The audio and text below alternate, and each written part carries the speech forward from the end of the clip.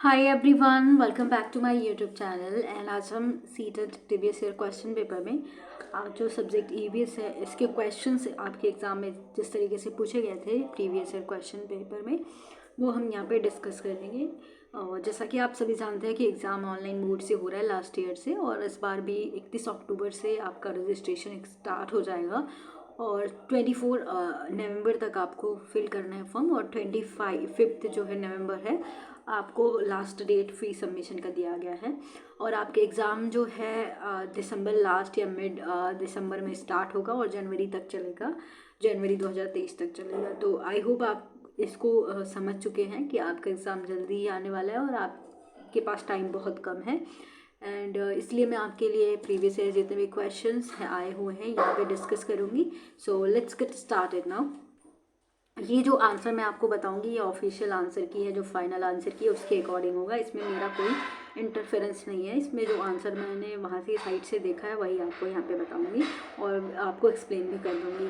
Whole यहाँ पे English Hindi दोनों मीडियम के लिए है, आप दोनों समझ सकते हैं। होल मूंग और chana seeds are dipped overnight in water and left a day. The part of the sprout which develop first is. तो आपने खुद ये एक्सपीरियंस किया होगा, जब भी आप मूंग या चने की जो चना जो होता है उसको रात भर भिगो कर रखते हैं तो उसमें से कुछ स्प्राउट्स या अंकुरण हो जाता है। तो ये जो स्प्राउट्स होता है ये फर्स्टली जो होता है रूट होता है या रूट डेवलप होता है, तो इसको रूट कहते हैं। इसके बाद ये प्लांट में डेवलप होता है। नेक्स्ट क्वेश्चन है, test for the presence of starch with dilute iodine solution give which of the following colour. आपने ये एक्सपेरिमेंट पढ़ा होगा या साइंस में जब पढ़ते हैं ना तो इसमें ये आपको पता होगा। जो साइंस में ये बताया गया है कि स्टार्च का पता लगाने के लिए आप आयोडीन टेस्ट करते हैं। तो स्टार्च का पता लगाने के लिए आपको जो कलर मिलता है, यानी आपको पूछा गया है जो कलर आपको मिलता है कि उसमें स्टार्च प्रेजेंस होता है, तो वो कलर होता है ब्लू ब्लैक। ब्लू ब्लैक याद कर लीजिए जब भी आप आयोडीन टेस्ट करेंगे स्टार्च के प्रेजेंस को चेक करने के लिए। तो ये आपके हायर लेवल वाले में भी आता है, जब आप जूनियर लेवल के एग्ज़ाम देंगे सीटेट का। ये तो प्राइमरी के लिए है, वो जूनियर के लिए होगा, तो उसमें भी ये क्वेश्चन आएगा। ब्लू ब्लैक होता है, क्लियर से पता चल जाता है। आलू में भी करेंगे तब भी ये टेस्ट स्टार्च प्रेजेंट होता है, तो ये पता चल जाता है। नेक्स्ट क्वेश्चन है, बेरी बेरी जो बेरी बेरी होता है, बेरी बेरी जो डिजीज़ होता है ये किस विटामिन की डेफिशिएंसी से होता है। बेरी बेरी नामक रोग किस विटामिन की कमी से होता है, ये आपको बताना है। जो राइट आंसर हो जाएगा B1, विटामिन B1 की वजह से आपको बेरी बेरी नमक रोग हो जाएगा जब विटामिन B1 की कमी हो जाएगी। नेक्स्ट क्वेश्चन है, इसको इंग्लिश में पढ़िए। इंग्लिश में आप जब भी आपको क्वेश्चन हिंदी में नहीं समझ आए वहाँ पे ऑप्शन होता है हिंदी और इंग्लिश का, ठीक है। इंग्लिश और हिंदी का ऑप्शन होता है, तो वहाँ पे आप क्लिक करके वहाँ से आप क्लिक करके इसको चेंज कर सकते हो लैंग्वेज, ठीक है। तो वहाँ पे अगर आपको क्योंकि मोस्टली जो होता है कि आंसर आपका इंग्लिश वाला सही माना जाता है। तो अगर क्वेश्चन की बात करें तो यहाँ पे है, jute fibre is obtain from which of the jute plant. ये क्वेश्चन बहुत इंपॉर्टेंट है, इस साल भी पूछा जाता है, पूछा जाएगा, हर साल पूछा जाता है कि जूट फाइबर जो होता है ये कहाँ से हमें मिलता है। जिसे पटसन कहते हैं, पटसन का जो रेशा है वो हमें कहाँ से किस पौधे के भाग से मिलता है। तो ये स्टेम होता है, इसको सुखा के रखा जाता है तो तने से हमें मिलता है, ठीक है, ये याद कर लीजिएगा। अब इसी तरीके से कॉटन हमें कहाँ से मिलता है ये भी पूछा जाता है, कॉटन कैसे मिलता है। तो ये चीज़ें मैं आपको एक सेपरेट वीडियो में बताऊंगी, ठीक है। चलिए आगे देखते हैं। अगला क्वेश्चन है, निम्न में से कौन सा जड़ नहीं है। तो आपने पढ़ा होगा मॉडिफिकेशन ऑफ प्लांट्स पार्ट्स में, आगे आपने पढ़ा होगा। तो मॉडिफिकेशन में आपने पढ़ा होगा प्लांट्स पार्ट्स में कि मूली क्या है, शकरकंद क्या है, टेपिकोआ क्या है। तो ये सारे क्या है, रूट होते हैं। इसको इसको देखिए रूट होता है, ये सारी चीज़ें रूट होती है, जड़ होती है। आलू जो होता है ये स्टेम होता है, ये मॉडिफिकेशन है, तो स्टेम है ये, ठीक है, स्टेम कहते हैं। तो तना होता है आलू, तो इसकी वजह से ये जड़ नहीं है, इसलिए ये सही हो जाएगा। चलिए आगे क्वेश्चन देखते हैं। अगला क्वेश्चन है, निम्नलिखित में से कौन सा परजीवी पौधा होता है। तो पैरासिटिक प्लांट्स कौन होता है जो किसी और प्लांट पे डिपेंड होता है। तो ये अमर बेल होता है, राइट आंसर अमर बेल होता है, ये भी इम्पोर्टेंट है, ठीक है। इसको पैरासिटिक प्लांट भी कहते हैं। चलिए, in which of the plant seed are dispersed by animal. तो कौन सा ऐसा प्लांट है जिसके सीड्स को एनिमल्स, यहाँ एनिमल्स का मतलब यहाँ पे सभी आ सकते हैं, ह्यूमन बींग्स भी इंक्लूड होगा। और एनिमल्स भी इंक्लूड होंगे। तो ऐसा कौन सा प्लांट है जिसका विस्थापन जो होता है, डिस्पर्सन होता है, वो एनिमल्स द्वारा होता है? तो इसमें जो आंसर हो जाएगा, इसका जो आंसर हो जाएगा मैपल। तो ये पहाड़ियों क्षेत्र, हिमालय जैसे क्षेत्रों पे पाया जाता है, एंडेमिक होता है। तो ये आम जो है, आम जो होता है मैंगो इसका राइट आंसर हो जाएगा। इसका मैंने आंसर आपको पहले दे के टिक कर दिया, इसकी PDF भी आपको मिल जाएगी, आप कमेंट सेक्शन में कमेंट कर सकते हैं। तो अब बात करते हैं which of the following is refer as a cotyledon. Cotyledons क्या होते हैं? कोटलीडन्स बेसिकली बीज पत्र हिंदी में कहते हैं जिसे।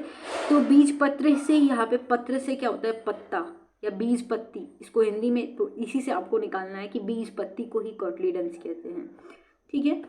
लीफ कहते हैं, seed leaves. Okay, next question we have which of the following plants not form root nodules having nitrogen fixing bacteria rate. तो कौन सा रूट नोड्यूल्स नहीं बनाता है? कौन सा प्लांट क्या है? तो यहाँ पे रूट नोड्यूल्स का मतलब है निम्नलिखित में से किन पौधों की जड़ों में नाइट्रोजन जोड़ने वाले बैक्टीरिया की ग्रंथियां नहीं पाई जाती है, जिसमें ये रहते हैं बैक्टीरिया।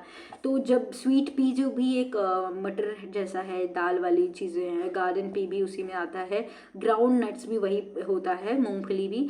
तो तुलसी जो होता है ये इसमें नहीं पाई जाती, तो तुलसी इज द राइट आंसर। चलिए नेक्स्ट क्वेश्चन है, ये आप जब हायर वाला जूनियर वाला पढ़ेंगे तो आपको इस टाइप का क्वेश्चन आपको मिलेगा, जूनियर वाले में भी इस टाइप का क्वेश्चन मिलेगा साइंस में, अगर आप साइंस चूज करते हो तो उसमें the arrangement of veins and the veinlets in the leaf is term as, यानी पत्तियों के सिराओं में एक छोटी सिराओं की व्यवस्था का नाम क्या कहलाता है? वेनेशन कहलाता है। ये आप पढ़ेंगे साइंस में 6th क्लास में, ये आपको देखने को मिलेगा। तो अभी तक हम EVS का पढ़ रहे हैं, जूनियर में भी ये प्राइमरी का है तो इसमें भी पूछा गया है।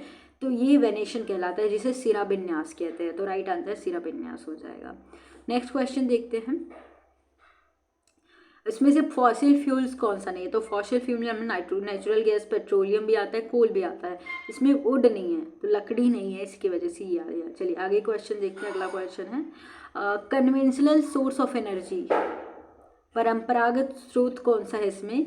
तो इसमें परंपरागत सोर्स कौन सा है? कन्वेंशनल सोर्स ऑफ एनर्जी, इसमें जो जीवाश्म ईंधन होता है, फॉसिल फ्यूल, वो इसके अंदर आता है। तो राइट आंसर ये हो जाएगा। चलिए अगला क्वेश्चन देखते हैं, loss of water in the form of vapour from the aerial parts of the plant is called transpiration होता है, यानी जैसे हिंदी में वाष्पोत्सर्जन कहते हैं। जब पत्तियों से पानी जाता है, जड़ से जाने के बाद ये पानी जो एक्स्ट्रा होता है ये वेपर फॉर्म में उड़ जाता है, तो ट्रांसपीरेशन कहते हैं इस प्रोसेस को। देखिए ये वाला, हिमालय में apple medical plant is found in higher altitudinal region, the plant is categorised as. तो हिमालय यहाँ पे मेपल प्लांट है, ठीक है। हिमालय मेपल जो अभी मैंने बताया आपको, मेपल प्लांट एक औषधि पौधा है जो कि उच्च क्षेत्रों में पाया जाता है। इसे किस समूह में रखा गया? इसे एंडेमिक में रखा गया है, स्थानिक समूह में, क्योंकि इसी जगह पे पाया जाता है जनरली, तो स्थानिक होता है। नेक्स्ट क्वेश्चन है the planet which is smaller than earth is our solar system is. Solar system में जो हमारे अर्थ से, पृथ्वी से छोटा ग्रह वो है बुध ग्रह, जिसे इंग्लिश में मरकरी कहते हैं, ठीक है। तो मरकरी हो जाएगा। 8 प्लैनेट होते हैं, ठीक है। पहले प्लूटो को भी जोड़ा जाता है, तब प्लूटो को हटा दिया गया, तो 9 प्लैनेट थे, लेकिन अब 8 प्लैनेट है। नेक्स्ट क्वेश्चन देखते हैं, ये आपका पेडागोजी वाला क्वेश्चन हो जाएगा। एज पर NCF 2005 which of the following should be the objective of EVS at primary level. Question को समझिए, प्राइमरी लेवल का पूछा, हाइयर लेवल का नहीं। तो यहाँ पे NCF 2005 के अनुसार प्राथमिक स्तर पर EVS का उद्देश्य निम्न में से कौन सा होना चाहिए? तो इसमें जो the critically address gender concern and issue of marginalisation, तो ये आपका होना चाहिए। तो राइट आंसर आपका यही जाएगा। इसमें मुझे पहले थोड़ा डाउट था, लेकिन अभी मुझे यही आंसर सही लग रहा है। तो 76 का पहला आंसर हो जाएगा। लिंग संबंधी विषयों तथा हास्याकरण के मुद्दे को समालोचना करना। हिंदी में देखने ये कितना कठिन है इसको समझना। हिंदी का लैंग्वेज जो है थोड़ा सा टफ है, तो इंग्लिश में जा सकते हैं आप, अगर आपकी इंग्लिश अच्छी है तो आप इसको समझ सकते हैं। The critically address gender concern and issue of marginalisation. So I hope आपको ये जो लैंग्वेज है यहाँ पे समझ आ गई होगी कि इसका मतलब क्या होता है, ठीक है। चलिए आगे देखते हैं, आगे क्वेश्चन देखते हैं कौन सा है। सो आपका फर्स्ट आंसर ये सही हो जाएगा। आगे का क्वेश्चन क्या है ये देख लेते हैं। तो क्वेश्चन पढ़िए कि प्राथमिक स्तर पर EVS की एकीकृत प्रवृत्ति को निम्न में से कौन सा अनुमोदित करता है? तो इसकी इंग्लिश देख लेते हैं। Which of the following favours the integrated nature of EVS eight primary level? तो इंटीग्रेशन किसका किसका था ईवीएस? पहला तो ये विज्ञान, सामाजिक विज्ञान और पर्यावरण शिक्षा के उदाहरण मुद्दों का एकीकरण होता है, ये भी सही है। बच्चा अपने पर्यावरण को एक संपूर्ण रूप में देखता है, ये भी सही है। यह थीम पर आधारित होता है, ये भी सही होता है। तो डी जो है ये वाला गलत है, क्योंकि इसमें देखिए पर्यावरण के बारे में नहीं है, उप विषय में नहीं है। तो A B C is the right answer. Clear. Next question देखते हैं। ये क्वेश्चन जरूर प्रैक्टिस करके जाइए, प्रीवियस ईयर आपके एग्जाम में उस टाइप वही क्वेश्चन नहीं आते हैं, लेकिन पैटर्न सेम होता है। इस टाइप के क्वेश्चन को घुमा के क्वेश्चन ऑप्शन दूसरी तरीके से करके आपको दिया जा सकता है। तो नेक्स्ट क्वेश्चन है, which of the following is true in relation with the EVS learning? तो ईवीएस लर्निंग के लिए कौन सा ईवीएस की शिक्षा से संबंध कौन सा है? सॉरी। तो विच of the following is true in relation of the EVS learning? तो ईवीएस की शिक्षा के संबंध में कौन सा सही है? ये ऑप्शन देखिए। ईवीएस की जो लर्निंग होती है, लर्निंग थ्रू एक्सपीरियंस, ओके, ये भी सही है। लर्निंग फ्रॉम कॉन्क्रीट एब्स्ट्रैक्ट, वो चीज़ें जो आप टच कर सकते हो, फील कर सकते हो। तो कंक्रीट टू एब्स्ट्रैक्ट का मतलब है मूर्त से अमूर्त की ओर, ठीक है। नोन टू अननोन, मतलब जो चीज़ें आपको ज्ञात है उससे अज्ञात की ओर जाना, ये भी सही है।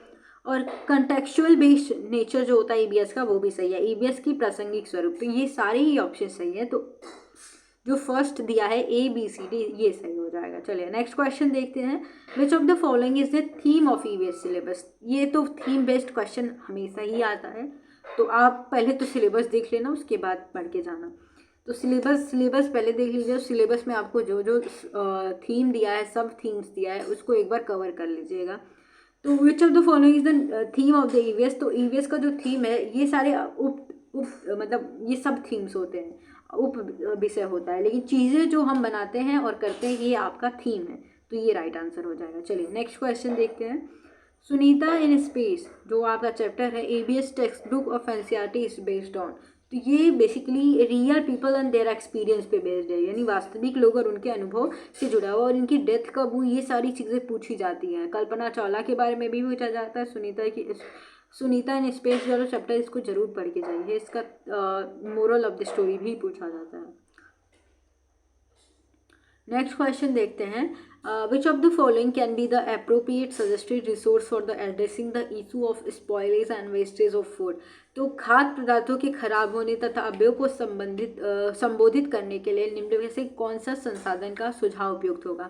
पहले कि जो परिवार, मतलब इसमें इन्वायरमेंट में अपने फैमिली के आसपास जो जुड़ेंगे, चीज़ों को साझा करेंगे, उससे ज़्यादा होगा। तो sharing family experience and interaction with person involve with the food preservation, ये करेक्ट आंसर हो जाएगा। ऑडियो वीडियो से कोई इशू नहीं सॉल्व हो जाएगा। लेक्चर डिस्कशन से नहीं होता, लेक्चर तो बिल्कुल नहीं होता। थिंकिंग, अपेयर एंड शेयरिंग, ये बिल्कुल नहीं होता। फर्स्ट ऑप्शन सही हो जाएगा।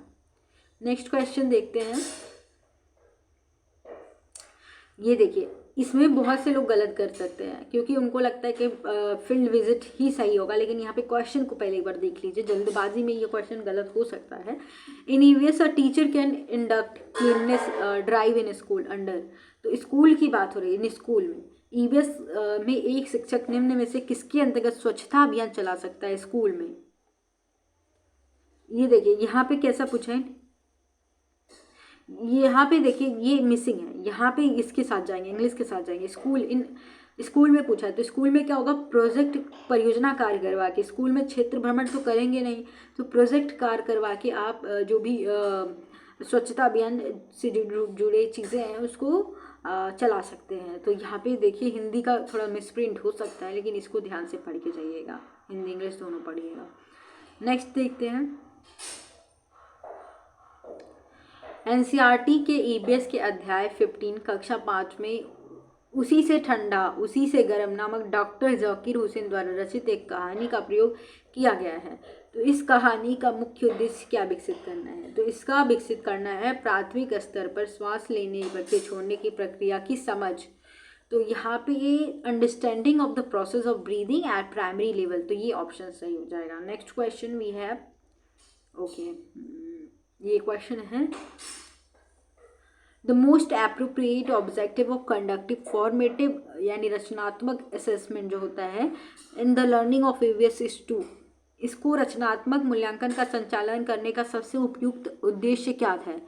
तो इसमें विद्यार्थियों की जो मात्रात्मक गुणात्मक प्रगति है उसको संबोधित करना है, ना कि विद्यार्थियों की विषय अनुसार प्रगति का आकलन करना, विद्यार्थियों को अंक और श्रेणी देना, ये सब बेकार होता है। विद्यार्थियों को अगली कक्षा में प्रोन्नत करना, ये भी गलत है। तो ये फर्स्ट ऑप्शन सही हो जाएगा।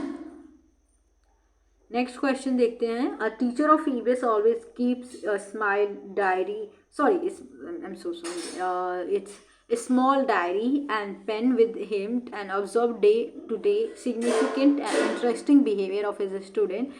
Teacher is using, मतलब एक ईवीएस का एक शिक्षक है, वो अपने साथ डेली क्या करता है कि छोटी सी डायरी और कलम रखता है और अपने छात्रों के प्रतिदिन अर्थपूर्ण और दिलचस्प व्यवहार का क्या करता है, उसमें अवलोकन करता है और शिक्षक प्रयोग करता है। तो इसमें ये क्या कर रहा है, एनेक्डोटल टूल का प्रयोग कर रहा है, दृष्टांत वर्णन उपकरण का प्रयोग कर रहा है। ये पोर्टफोलियो क्या होता है, ये सब चीज़ें आप पढ़ लीजिएगा। चेकलिस्ट क्या होता है, ये जब आप ऑडियो वीडियो जो एड्स है, टीचिंग एड्स, उसके बारे में पढ़ेंगे तो आपको ये क्लियर हो जाएगा। उसकी भी मैं एक सेपरेट वीडियो बना दूँगी। नेक्स्ट क्वेश्चन है, which of the following can be the indicator for assessment in EVS.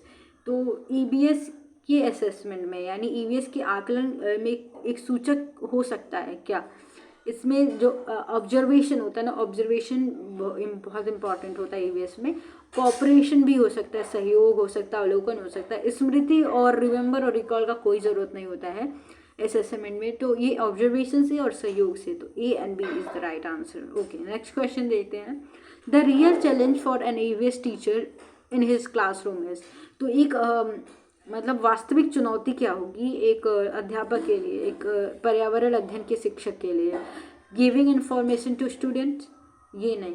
Providing worksheet to student, एक तो गिविंग इन्फॉर्मेशन, इसीलिए तो वो ईवीएस टीचर बना है कि वो बच्चे को इन्फॉर्मेशन दे, ईवीएस से जुड़े। Providing worksheet for to student, ये भी नहीं।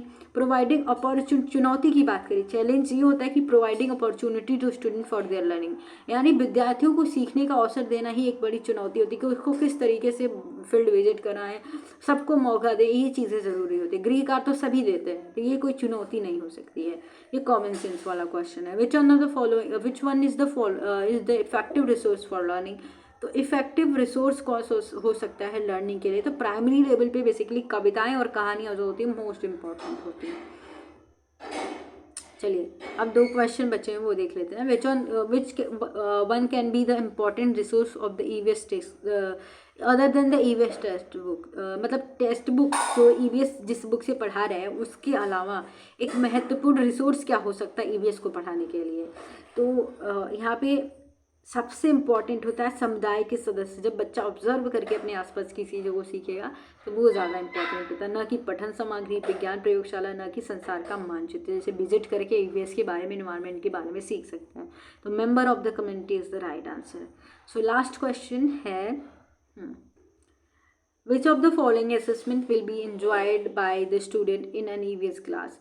तो निम्नलिखित में से किस आकलन का पर्यावरण अध्ययन की कक्षा में विद्यार्थियों द्वारा आनंद लिया जाता है? तो पेपर पेंसिल परीक्षण नहीं होता है, मौखिक प्रश्न नहीं होता है, पेपर पेंसिल प्रशिक्षण जो परीक्षण है प्रतिपुष्टि नहीं होती है। यहाँ पे पोर्टफोलियो, असेसमेंट थ्रू पोर्टफोलियो जो है ये राइट आंसर हो जाएगा। तो ये आपका ईवीएस का एक क्वेश्चन पेपर खत्म होता है। नेक्स्ट डे हम नेक्स्ट क्वेश्चन देखेंगे जो आपके प्रीवियस ईयर क्वेश्चन आए हैं एग्जाम में, वही देखेंगे। तो आई होप आपके लिए वीडियो हेल्पफुल रही होगी। अगर अभी तक आपने चैनल को सब्सक्राइब नहीं किया तो please do like, share and subscribe. Thank you.